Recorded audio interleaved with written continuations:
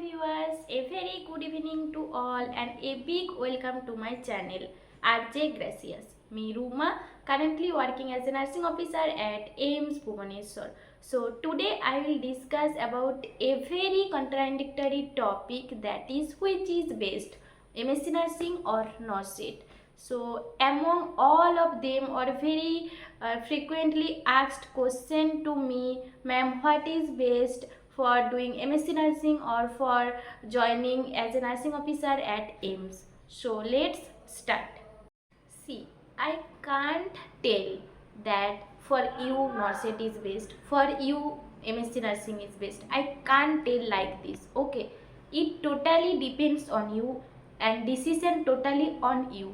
आप खुद डिसाइड कर सकते हैं आपके लिए कौन सा बेटर होगा, एमएससी नर्सिंग और नर्सिंग ऑफिसर। मैंने क्या कर सकते हैं, I only tell about each and everything about the NORCET and each and everything about the MSc nursing, so that after completing my video you only can tell, or you own self or herself or himself only tell about which is best for you, which decision you made for you, and in future it will be beneficial for you. So it's totally depend on you. It going to a long video as I compare about the MSc nursing and about the NORCET and each and everything about the NORCET and everything about the MSc nursing.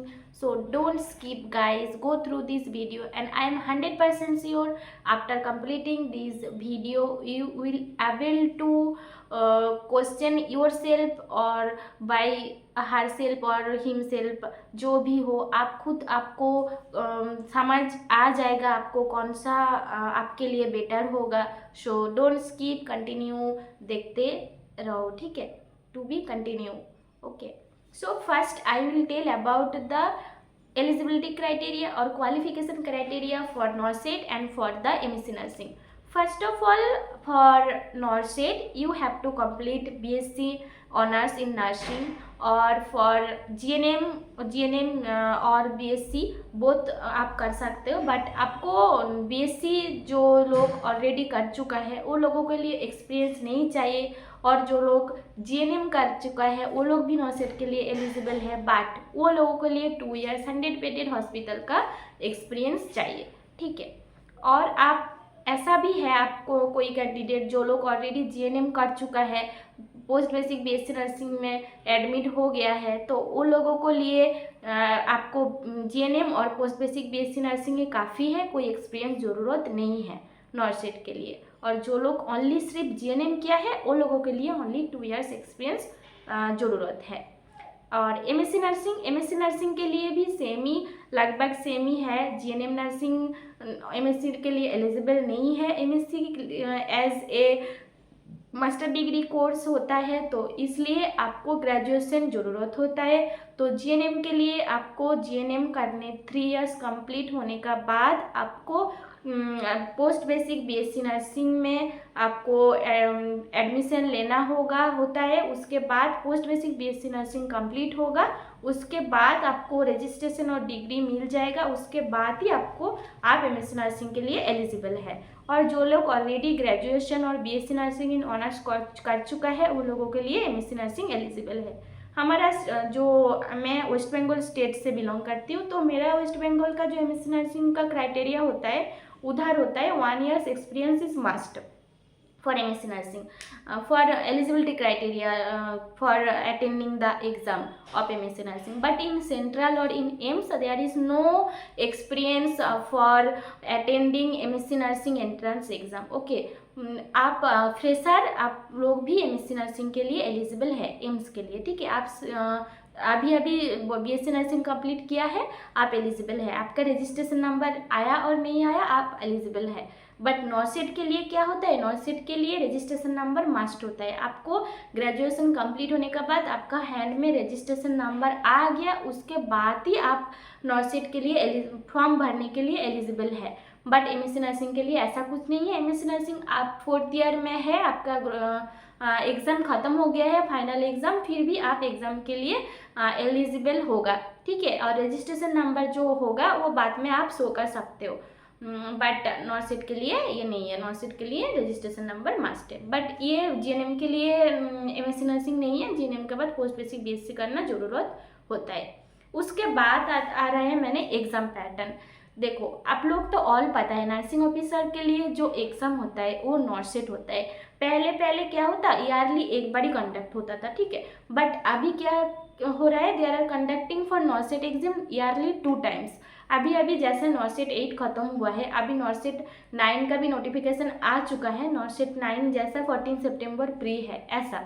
और MSc nursing भी ऐसा नहीं है, MSc nursing का entrance AIIMS MSc nursing जो official website है उधर में वो उसका नोटिफिकेशन आता है। और ऑलरेडी एमएससी नर्सिंग जो है वो ईयरली एक बार ही कॉन्डक्ट होता है, नॉर्सिट का जैसा ईयरली 2 बार। एमएससी नर्सिंग एंट्रेंस का एग्ज़ाम एम्स में वो 2 बार कंडक्ट नहीं होता है, वो ईयरली 1 टाइम होता है।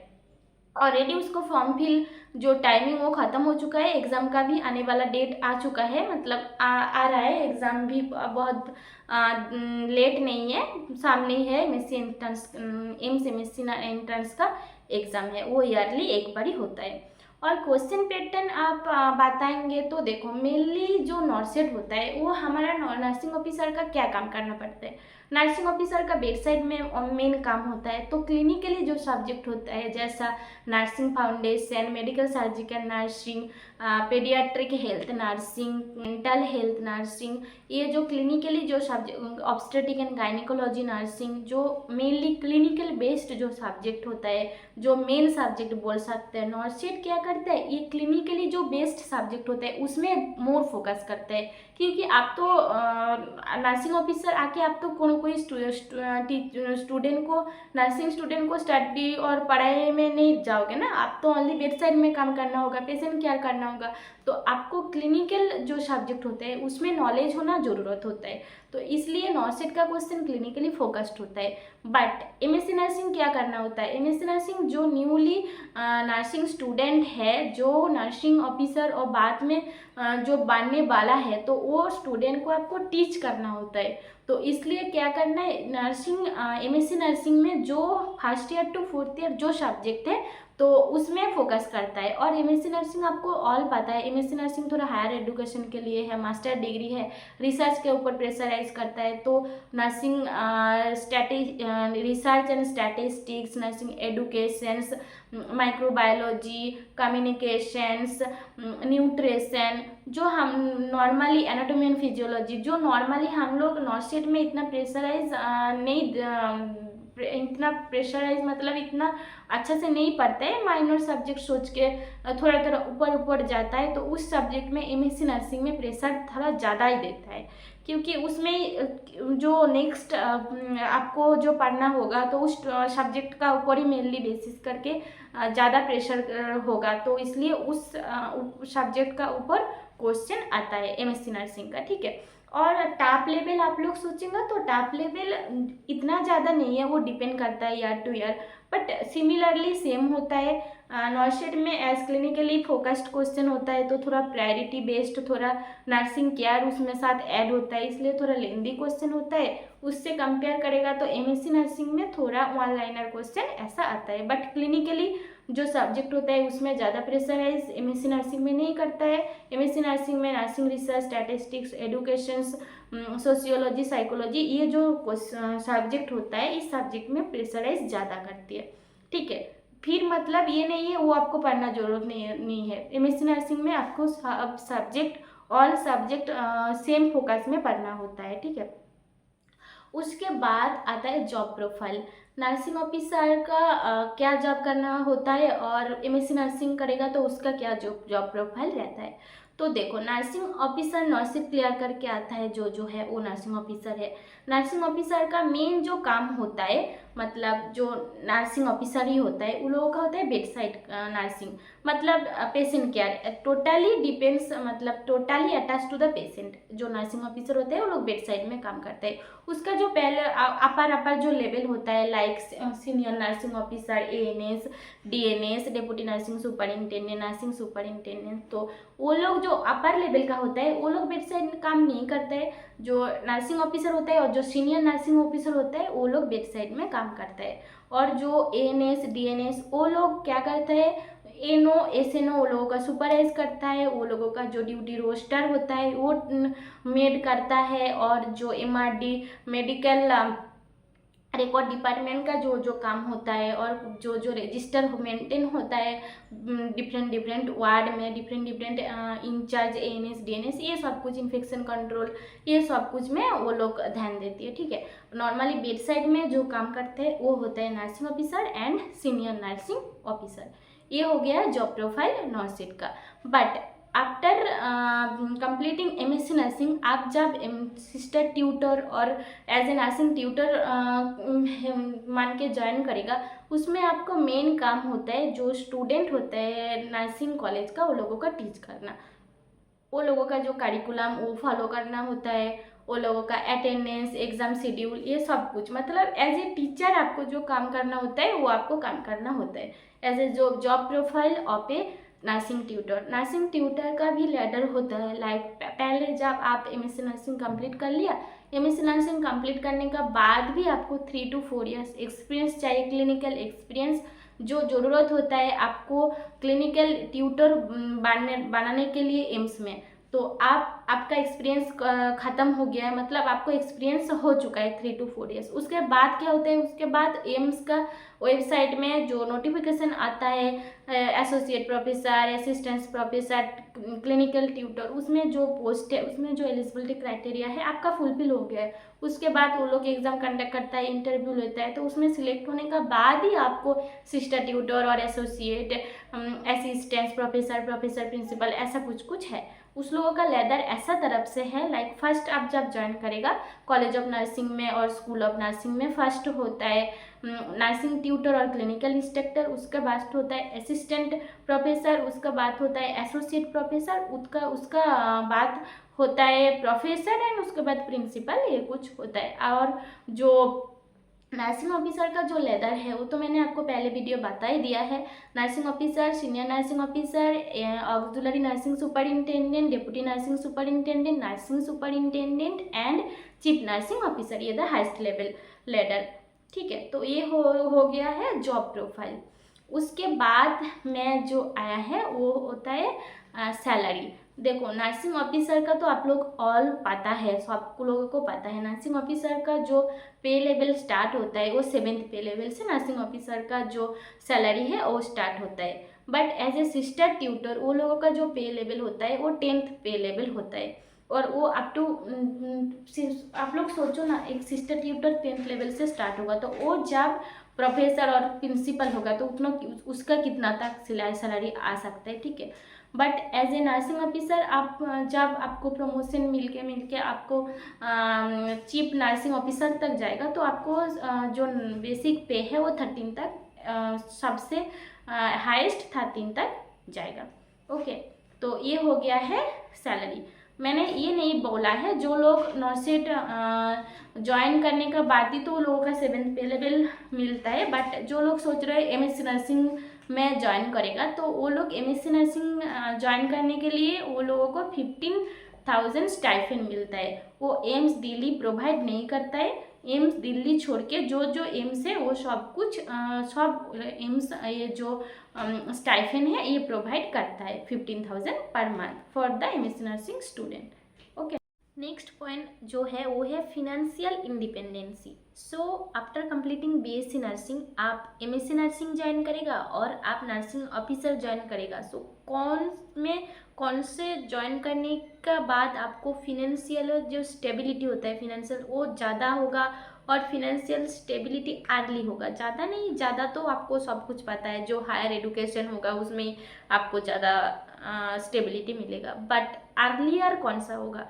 देखो, एमएससी कर लिया, आप सोचो आप बीएससी कंप्लीट 4 इयर्स किया, उसके बाद आपको नॉर्सेट एग्ज़ाम दिया, आपको फ्रेशर ही मिल गया, फिर भी आपको 4-5 मंथ ऐसा टाइम लगता ही है वो जो एग्ज़ाम नोटिफिकेशन एग्ज़ाम देना, result out, counselling, document verification till joining, तो आपको 4 to 5 मंथ ऐसा ही आपको कवर हो गया है। फिर आप ज्वाइन किया एज ए नर्सिंग ऑफिसर। तो आपको अराउंड 4.5 ईयर्स और 5 ईयर्स का बाद ही आप फिनेंशियली इंडिपेंडेंट हो गया, मतलब आपको मंथली एक अच्छा सैलरी मिल गया है, आप आपका फैमिली को सपोर्ट कर पाएगा, तो ये अच्छा है। बट आपको बीएससी करने का बाद आपको MSc nursing, same MSc nursing का भी एंट्रेंस दिया, उसका भी काउंसलिंग, डॉक्यूमेंट वेरिफिकेशन टिल आपको एडमिशन न्यू कोर्स के लिए एमएससी नर्सिंग, फिर भी 5 to 6 मंथ, तो अराउंड 4.5 to 5 ईयर्स आपको ख़त्म हो गया है बीएससी और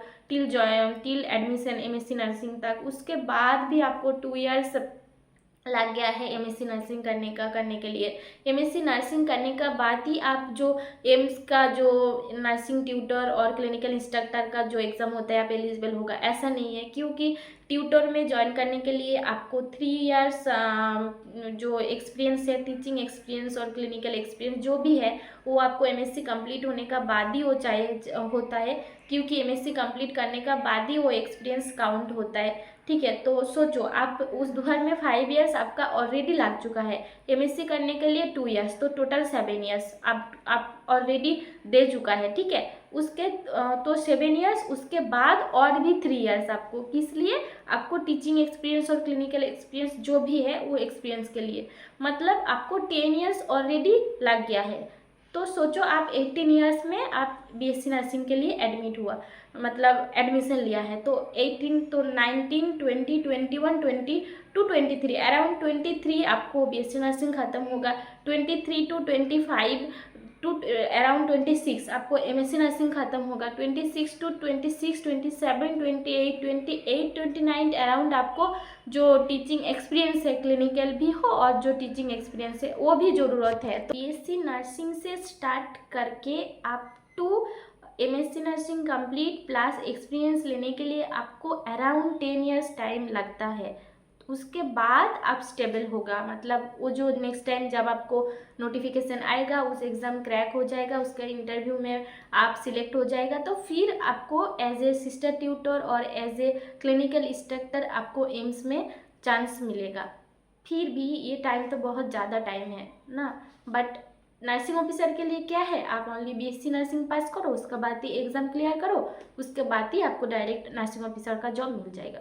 तो ये मेरे लिए लगता है ये काफ़ी इजी है, अराउंड मैं कंपेयर करेगा तो एम्स नर्सिंग ऑफिसर से जो एमएससी नर्सिंग करने का बाद जो ट्यूटर होता है वो लोगों का साथ। बट ये तो आपका जो कंपेयर करेगा तो वो लोगों का साथ जॉब प्रोफाइल और जो सब कुछ, तो वो लोग तो अच्छा होगा ही, क्योंकि वो लोग इतना टाइम दे के पढ़ाई कर रहा है, इतना मेहनत कर रहा है, तो वो लोगों का तो है, मतलब बाद में जो होता है ना, जो बात का फल मीठा होता है, सब्र का फल मीठा होता है, ऐसा तो होगा ही ना। जो स्टडी होता है वो ऑलवेज बेटर होता है, जो जितना दूर स्टडी करेगा वो पाता ही है, वो और भी दूर जाएगा, तो ऐसा ही होता है। तो मेरे तरफ से मैं क्या हुआ था, मैं तो मेरा फिनेंशियल स्टेबिलिटी इतना अच्छा नहीं था, मेरा पापा फार्मर है, मेरा भाई भी छोटा है पढ़ाई कर रहा है, मेरा बहन भी है, तो एक साथ हम लोग तीनों हैं, तो मेरा पापा को के लिए ये तीनों का साथ एक साथ स्टडी करना पॉसिबल नहीं है। तो मैंने बहुत बार सोचा है क्या करना है, क्योंकि मैं जब नॉसेट एग्ज़ाम भी दिया था मेरा 2023 जब अक्टूबर में ख़त्म हुआ था, उसके बाद ही अप्रैल में नॉसेट प्री का एग्ज़ाम दिया था, उसके बाद ही मई में जब एमएससी एंट्रेंस भी हुआ था, तो मेरा एमएससी नर्सिंग एंट्रेंस में भी मेरा जो ऑल इंडिया रैंक था वो मेरा 21 था। तो मेरा एमएससी नर्सिंग भी मैं मतलब अभी ज्वाइन करती थी तो मैं एम्स दिल्ली में हो जाता था, मेरा कोई ब्रांच लेते थे, तो फिर भी मेरा टाइम वो भी मतलब डिसीजन मैं ये लिया क्योंकि मेरा फैमिली का फिनेंशियल जो कंडीशन है वो इतना अच्छा नहीं है। मैं एमएससी करूँगा सोचेंगा, देन एमएससी करने के बाद भी मेरा 3 ईयर्स एक्सपीरियंस लेने के लिए कोई प्राइवेट जो कॉलेज होता है और कोई प्राइवेट हॉस्पिटल में मुझे एक्सपीरियंस लेना पड़ेगा, तो 3 ईयर्स ऐसा ही भी 5 ईयर्स लग जाएगा। तो after completing my BSc nursing और भी 5 ईयर्स देने के बाद मेरा स्टेबिलिटी आएगा, तो ये मेरे फैमिली के तरफ से ये मतलब जो अच्छा नहीं होता था, क्योंकि फिनेंशियल स्टेबिलिटी ज़रूरत थी मेरा भाई के लिए भी, मेरा हम लोग ट्विंस है तो दोनों के लिए भी। तो मैं उस टाइम मेरा खुद मैं डिसीजन लिया था नहीं, मैं एमएससी नर्सिंग नहीं करूँगी। मैं पहले मेरा जॉब मेरा फर्स्ट प्रायोरिटी है, मेरा फिनेंशियल स्टेबिलिटी मेरा फर्स्ट प्रायोरिटी है, क्योंकि मेरा 29 ईयर्स होने का बाद मेरा जॉब होगा। उसके बाद मैरिज का भी एक फैक्टर होता है लड़की लोगों के लिए, तो उस टाइम जॉब होने का बाद मेरा फैमिली को सपोर्ट कर पाएगा इतना अच्छा नहीं, ये तो मतलब सोच के सब कुछ सोच के मैंने ये डिसीजन लिया है। नहीं, मैं नॉर्सिट में ही नर्सिंग ऑफिसर में ज्वाइन करूँगी। बाद में एमएससी का होगा क्या होगा बाद में देखूँगी। मेरा तो बहुत मतलब मेरा जब ख़त्म हो गया था, मैं खुद डिसाइड कर लिया था। मैं मतलब फोर्थ ईयर में जब ऑप्शन गायनी में जब पढ़ती थी ना, मेरा मुझे इतना डीप कॉन्सेप्ट मतलब ऐसा लगता है इसका बात क्या होता है, इसका बात मतलब मुझे लगता है एमएससी करूँगी मैं ऑब्स और गायनी का ऊपर। बट मैंने ये भी एमएससी नर्सिंग का जो मैंने सोचा था वो भी डिसीजन नहीं लिया है। मेरा फैमिली का कंडीशन देख के, मेरा पापा का ऊपर देख के नहीं लिया है। बाद में लूँगी ऐसा सोच के ही मैंने इधर आया है। बट इधर में आके मैंने सुना है इधर इन सर्विस एजुकेशन अलाउ नहीं है। मतलब कोई एम्स में ऐसा होता है 3 इयर्स और 5 इयर्स करने का बाद आप एमएससी एंट्रेंस जो एग्ज़ाम होता है उसमें अगर आपको हो जाएगा, मतलब आप क्वालिफाइड हो जाएगा तो आप इन सर्विस एजुकेशन का अंडर हो जाता है। मतलब आप उधर जाके एमएससी कर सकते हैं, वो एमएससी कंप्लीट होने के बाद फिर इधर आके आप ज्वाइन कर सकते हैं, ऐसा वाला इन सर्विस एजुकेशन में जो होता है। बट मैं इधर आके मुझे पता चला AIIMS Bhubaneswar in service education permit नहीं करता है। मतलब 3 इयर्स हो, 5 इयर्स हो, 10 इयर्स हो, आपको एम्स भुवनेश्वर वो परमिट नहीं करते एमएससी के लिए, मतलब रेगुलर कोर्स के लिए। आप डिस्टेंस में कर सकते हो लेकिन रेगुलर कोर्स के लिए ये परमिट नहीं होता है। मैं डिस्टेंस में करके क्या करेगा, मेरा तो जो ड्रीम है मैं जो टीचिंग प्रोफेशन में मैं जाऊंगी, नर्सिंग जो स्टूडेंट है वो लोगों को पढ़ाऊंगी, ऐसा करके मेरा जो ड्रीम है वो होता है। मैं डिस्टेंस में करके तो मैं एम्स में जॉब नहीं कर पाएगा, क्योंकि एम्स में नर्सिंग ट्यूटर के लिए वो जो रेगुलर कोर्स जो होता है वही चाहिए होता है। डिस्टेंस में जो लोग एमएससी करेगा तो वो एमएससी एम्स में वैलिड नहीं होता है, तो मैं क्या करेगा ना। तो बाद में सोचेंगे क्या करना होगा, बाद में देखेंगे। अभी तो थोड़ा स्टेबल होने का बाद, मेरा पापा को देखने के बाद में वो मैं सोचेंगे एमएससी नर्सिंग का बाद। बट तब जो लोगों का फिनेंशियल कंडीशन बेटर है तो वो लोग अभी एमएससी नर्सिंग का तरफ जा सकते हैं। मैं तरफ से बोल रही हूँ, फिर भी मैं बोल रही हूँ ये मेरा आपको टोटली ये आपका डिसीजन है, आप सब सोच के ये डिसीजन ले सकते हो। आपको एबिलिटी है, आपको ऐसा है जो ठीक है मैं अभी नॉर्सिट नहीं जाऊँगी, मैं अभी 2 इयर्स एक्सपीरियंस कर लूँगी एमएससी नर्सिंग में, उसका बाद में नॉर्सिट में ज्वाइन करोगे, ऐसा भी हो सकता है। उसके भी एक बेनिफिट है, क्योंकि जब आपको मैंने तो बता ही दिया है जो नर्सिंग ऑफिसर का बहुत सारा जो प्रमोशन होता है लेदर होता है, तो आप एनओ तक ऐसे नॉर्मल जा सकते हो, एसएनओ तक एएनएस भी जा सकते हो। बट एएनएस टू डीएनएस होने के लिए आपको फिर एमएससी नर्सिंग चाहिए।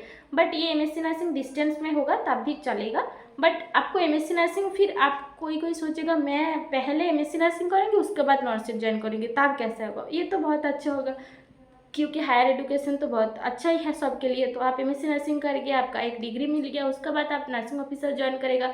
एज पर एक्सपेक्ट भी आपका नॉलेज भी जो नॉर्मल नर्सिंग ऑफिसर है उससे हिसाब से आपको ज़्यादा होगा, तो अच्छा है। लेकिन ऐसा होता है ना, मेरा अभी मिल गया तो बाद में मिलेगा नहीं मिलेगा, ये तो एक कन्फ्यूज़न है, कंप्लीट दिमाग में रहता ही है ना। तो इसलिए मेरा सब कुछ डिसीजन लेके मैं यही डिसीजन लिया है, ठीक है मैं अभी ज्वाइन कर लूँगी नर्सिंग ऑफिसर के लिए। अभी 3 to 4 इयर्स देखूँगी जॉब करके, उसका बाद मैं सोचूंगी क्या करना होता है। मुझे अच्छा नहीं लगेगा, मुझे ऐसा लग रहा है नहीं मुझे टीचिंग प्रोफेशन में ही जाना है, तो तब मैं डिसाइड करूँगा, मैं छोड़ दूँगी नर्सिंग ऑफिसर का जो ऑनर सेट है, उसके बाद मैं एमएससी एंट्रेंस दूँगी। एमएससी नर्सिंग का जो 2 इयर्स है उसके बाद करूँगी। फिर 3 इयर्स एक्सपीरियंस के लिए मैं कोई प्राइवेट इंस्टीट्यूट में एज ए क्लिनिकल इंस्ट्रक्टर मैं जॉब करूँगी, उसके बाद फिर मैंने एम्स का एग्ज़ाम दूँगी। ऐसा करके मेरा फ्यूचर में ऐसा प्लान हो सकता है, देखते हैं क्या होता है। But as a nursing officer हम लोगों को तो बेड साइड में ही काम करना पड़ता है ना। जो लोगों का बेड साइड काम करना बहुत अच्छा लगता है तो वो लोग रह सकते हो। जो लोगों का ऐसा लगता है नहीं मैं टीचिंग लाइन में मैं स्टूडेंट को पढ़ाऊँगी, मैं टीचिंग लाइन फेवर करती हूँ, तो वो लोग एमएससी नर्सिंग का तरफ जा सकते हो। देखो मैंने ऑलमोस्ट सब कुछ बता दिया about NORCET and about MSc nursing. फिर भी आप लोगों का दिमाग में और माइंड में कुछ क्वेश्चन आता है, आप लोगों का मन में कुछ पूछना होता है, तो आप लोग मुझे कमेंट कर सकते हैं, मैं ज़रूर रिप्लाई करूँगी। मैं सबको रिप्लाई करती हूँ, मुझे जो आता है मैं मेरा तरफ से सबको रिप्लाई करती हूँ। तो आप लोगों का क्वेरीज मुझे कमेंट बॉक्स में शेयर करते हो। तो तब तक bye bye, stay healthy, stay blessed, meet you in next video, bye bye.